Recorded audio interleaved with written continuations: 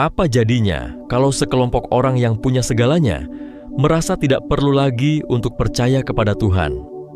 Bayangkan, kamu tinggal di suatu tempat yang mana tempat itu penuh dengan kemewahan, dengan segala teknologi dan kekuatan berada di tanganmu, tapi justru dengan semua itu, kamu malah berpaling dari kebenaran. Lantas, apa yang terjadi ketika rasa sombongmu mampu membutakan mata hati? Inilah kisah kaum Tsamud yang merasa mereka lebih hebat dari segalanya. Sampai akhirnya Allah menunjukkan kekuasaannya dengan cara yang tak terduga. Episode kali ini kita akan mengungkapkan sebuah kisah tentang kekuatan yang runtuh dalam sekejap, tentang bagaimana sebuah bangsa yang menganggap diri mereka tak terkalahkan akhirnya hancur lebur akibat kesombongannya sendiri. Tapi apa yang lebih mengejutkan lagi adalah mereka punya kesempatan untuk bertobat, tapi justru mereka memilih untuk menentang Allah. Jika kamu berpikir bahwa kesombongan itu tidak berbahaya atau merasa hidupmu sudah cukup aman, tonton sampai habis dan saksikan bagaimana kisah ini bisa mengubah pandanganmu tentang hidup dan takdir Allah.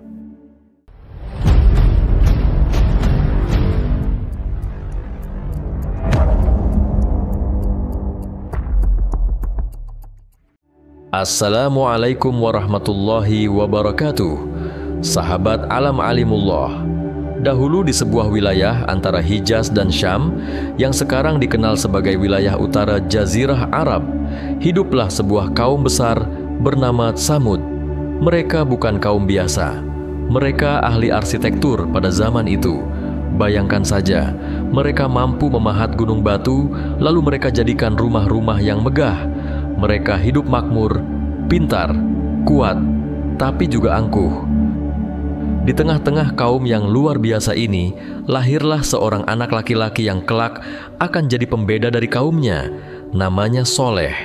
Ia tumbuh sebagai pribadi yang jujur, cerdas, dan selalu berpikir sebelum bicara. Ia adalah sosok yang sangat dihormati, karena ia bukan hanya baik, tapi juga bisa dipercaya. Orang-orang Tsamud mengenalnya sejak kecil. Ia bagian dari mereka, bukan orang luar. Tapi mereka tak tahu bahwa sebenarnya anak ini kelaklah yang akan membawa pesan besar dari langit. Sayangnya, meski hidup dalam kemewahan, kaum Tsamud malah menjauh dari Tuhan. Mereka lupa siapa yang memberi mereka semua itu. Mereka menyembah berhala, terus mengikuti hawa nafsu, dan mereka merasa tidak butuh yang namanya peringatan. Tapi Allah tak membiarkan kesesatan itu terus berjalan. Maka Soleh pun dipilih, bukan sebagai pemuka adat, akan tetapi sebagai seorang nabi, pembawa risalah, pembawa kebenaran untuk kaumnya sendiri. Kaum Tsamud tinggal di lembah-lembah yang subur, di tengah dataran berbatu yang keras, dan berhasil mengubah batu laksana istana. Secara teknologi dan seni bangunan, mereka jauh di depan untuk ukuran zaman itu. Mereka bisa memahat rumah-rumah megah langsung dari tebing dan gunung. Bangunan itu bukan hanya cantik, namun juga kokoh, indah, dan tahan dalam segala cuaca. Jika ditengok dari luar, hidup mereka tampak sempurna. Hidup dalam kemewahan, kenyamanan, dan penuh dengan prestis. Tapi di balik semua itu, ada satu hal yang telah lama hilang, yaitu rasa syukur. Mereka sangat sombong. Mereka merasa semua itu dari hasil kerja keras mereka sendiri, bukan karunia dari Tuhan. Lalu pelan-pelan, mereka mulai menyembah berhala. Mereka mengikuti tradisi nenek moyang yang menyimpang. Mereka membuat patung, memberi nama, lalu menyembahnya. Padahal, mereka tahu akal sehat mereka sendiri menolak itu semua. Alih-alih merenung, mereka malah semakin tenggelam dalam gaya hidup. Harta, kekuasaan, pesta, dan hawa nafsu menjadi Tuhan baru mereka. Hati mereka teramat keras. Bahkan ketika ada yang mengingatkan, mereka langsung menuduh macam-macam, mengolok-olok, gila, sok suci, atau cuma sekedar mencari pengaruh. Dan di tengah situasi inilah, Allah mengutus seorang dari mereka sendiri, seseorang yang tak asing dari kalangannya, seseorang yang mereka kenal baik, yaitu Soleh. Hari itu seperti biasa. Tidak ada yang istimewa di mata kaum Tsamud. Tapi bagi Soleh, itulah hari di mana seluruh hidupnya berubah. Di usia dewasa, Allah mengangkatnya sebagai seorang utusan, seorang pembawa pesan, dengan tugas yang berat, yaitu bagaimana caranya ia mampu mengembalikan kaumnya ke jalan tauhid, jalan kebenaran yang semata-mata hanya menyembah Allah Subhanahu wa Ta'ala. Itu bukanlah tugas yang mudah, karena orang-orang ini terlalu percaya diri. Mereka merasa sudah paling hebat, paling modern, dan paling tahu segalanya. Tapi Nabi Soleh tidak pernah mundur dan putus asa. Ia berdiri di hadapan mereka dan berkata dengan tenang, "Wahai kaumku, sembahlah Allah. Kalian tidak punya Tuhan selain Dia. Dia yang menciptakan kalian dari tanah dan menjadikan kalian sebagai pemakmurnya. Maka mintalah ampun dan bertobatlah kepadanya." Quran Surah Hud ayat 61. Awalnya, sebagian dari mereka mendengar dan terketuk hatinya, tapi tak sedikit dari mereka yang langsung meremehkan. "Ini Soleh, anak baik-baik itu, sekarang sok jadi nabi. Dia cuma mau cari pengaruh. Apa bedanya dia dengan kita?" kata mereka dengan nada mengejek. Mereka lupa, justru karena Soleh adalah bagian dari mereka, maka tidak ada alasan untuk tidak mendengarnya. Tapi kesombongan telah mendarah daging dan membutakan mereka. Dan inilah awal dari pertentangan panjang antara kebenaran yang tulus dan kebatilan yang keras kepala. Kaum Tsamud makin hari makin keras kepala. Mereka minta bukti. Mereka bilang, "Kalau kamu benar utusan Tuhan, tunjukkanlah mukjizat kepada kami. Tapi jangan yang biasa-biasa. Kami mau lihat sesuatu yang luar biasa." Mereka sepakat, keluarkan seekor unta betina langsung dari batu besar itu. Tapi bukan sembarang unta yang sedang bunting dan lahir langsung di depan mata kami. Permintaan yang tampaknya mustahil. Tapi Soleh tahu, jika Allah berkehendak, tak ada yang tidak mungkin di dunia ini. Ia pun berdoa, dan di depan mata mereka, batu besar itu retak, terbuka, dan dari dalamnya keluar seekor unta betina raksasa, tepat seperti yang mereka minta. Semua terdiam. Seketika, suasana menjadi hening. Tak ada yang bisa menyangkal mukjizat itu nyata. Sebagian percaya, tapi sebagian lain hatinya malah semakin keras. Nabi Soleh berkata tegas, "Ini adalah unta dari Allah. Biarkan ia hidup di tanah ini. Jangan ganggu, jangan sakiti. Ia punya giliran sendiri untuk minum, sebagaimana kalian punya giliran kalian." Quran Surah Asy-Syu'ara ayat 155. Allah sedang menguji mereka. Apakah mereka tunduk atau tetap membangkang? Sebagian kaum Tsamud mulai percaya. Hati mereka tersentuh. Tapi sebagian lain merasa terancam. Mereka melihat unta itu bukan sebagai tanda kebenaran, tapi sebagai ancaman terhadap gaya hidup mereka. Dan dari sinilah rencana jahat pun mulai tumbuh di hati orang-orang yang membenci kebenaran. Tak lama setelah mukjizat itu terjadi, segelintir orang yang tak terima mulai merencanakan sesuatu yang lebih jahat. Hati mereka keras, dan mereka merasa semakin terancam dengan keberadaan unta yang datang sebagai tanda peringatan dari Allah. Beberapa orang dari kalangan Tsamud yang dipimpin oleh 3 orang yang paling keras kepala memutuskan untuk membunuh unta itu. Mereka merasa bahwa jika unta itu hilang, maka kebenaran yang dibawa Soleh juga akan hilang. Dengan rencana licik mereka, 3 orang pembangkang itu menyergap dan membunuh unta betina yang sudah menjadi tanda nyata dari Allah. Mereka tak peduli dengan peringatan Soleh. Mereka merasa bahwa mereka lebih kuat dan bisa mengatasi segala sesuatu. Soleh, dengan wajah yang penuh kesedihan, mengetahui apa yang telah mereka lakukan. Ia mengingatkan mereka dengan suara tegas, namun penuh kesedihan. Kalian telah melanggar perintah Allah. Kalian telah membunuh unta yang merupakan ujian untuk kalian. Sebagai balasan, kalian hanya punya waktu 3 hari lagi untuk hidup. Setelah itu, azab yang pedih akan datang.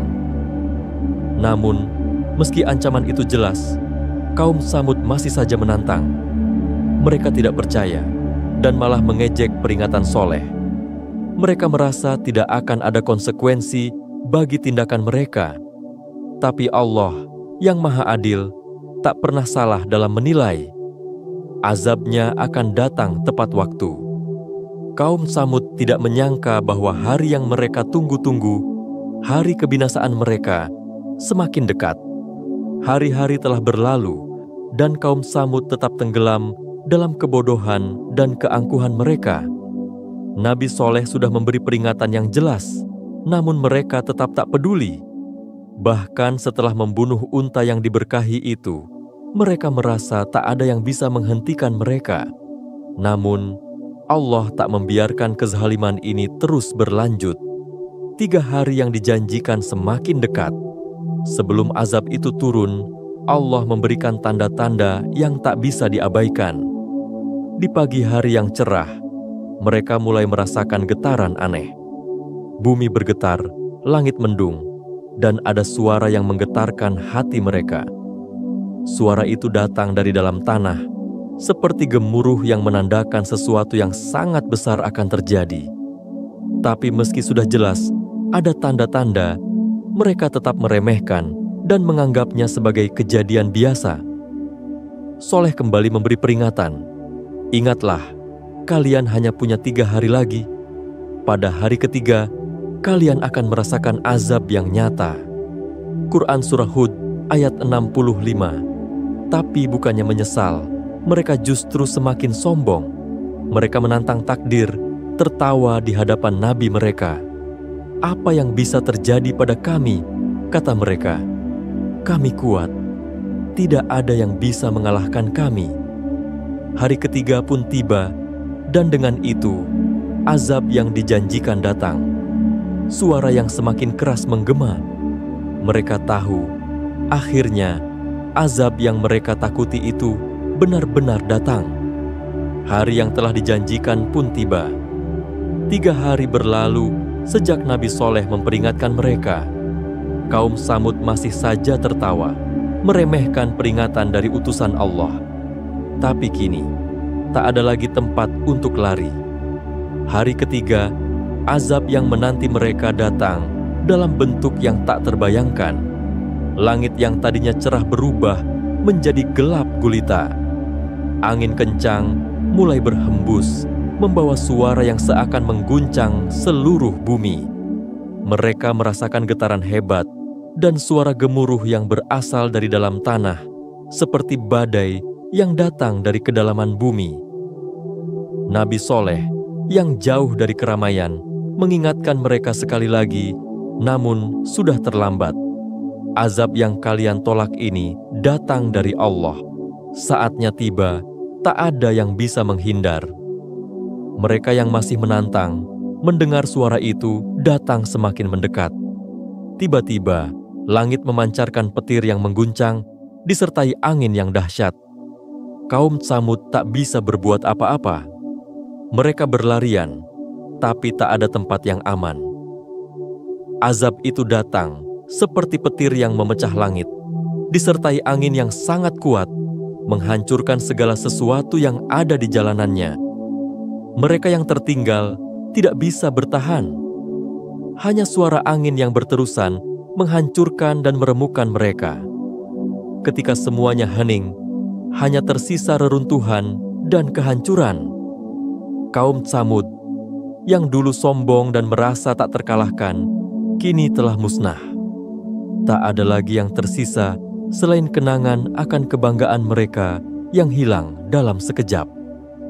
Ketika debu mulai mereda dan angin berhenti berhembus, apa yang tersisa dari kaum Tsamud adalah kehancuran yang luar biasa. Bangsa yang dulu megah, yang mengira mereka tak bisa terkalahkan, kini telah hilang dalam sekejap. Tidak ada yang tersisa selain reruntuhan rumah dan batu-batu yang tak lagi bisa dibanggakan. Nabi Soleh, utusan Allah, melihat peristiwa ini dengan hati yang berat. Ia telah menyampaikan kebenaran dengan penuh kesabaran, namun mereka tetap menolak. Mereka tidak mendengarkan peringatan, bahkan ketika Allah mengirimkan tanda-tanda yang jelas.